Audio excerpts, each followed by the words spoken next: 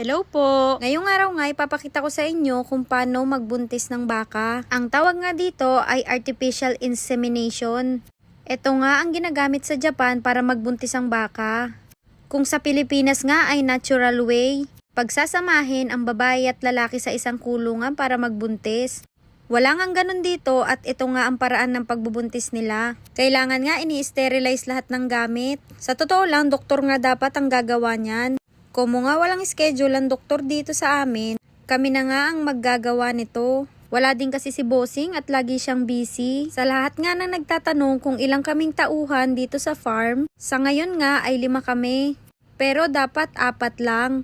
Kung nga gusto naming umuwi ng Pilipinas, kailangan medyo maraming tao. Private farm nga lang pala itong pinagtatrabahuhan namin. O yun yung tinatawag na family business. Hindi nga siya malaking kumpanya kaya konti lang ang tao. Yan nga pala yung ginagamit namin. Dapat nga dahan-dahan mo lang siyang ipapasok para hindi masaktan at magwala yung baka. Hindi nga ako professional dito kaya kailangan marami nga akong assistant. Ang sign nga pala na naglalandi ang baka ay kapag umiiyak. Kapag ganun nga ay malaki ang chance nila na magbuntis dahil natural. Ito nga pala yung kasama ko, 5 years na rin siya dito. Kakarating nga lang yan kasi nagbakasyon sa Pilipinas. Sana nagustuhan niyo yung video na to. Pa-like and follow po. Yun lang. Bye-bye!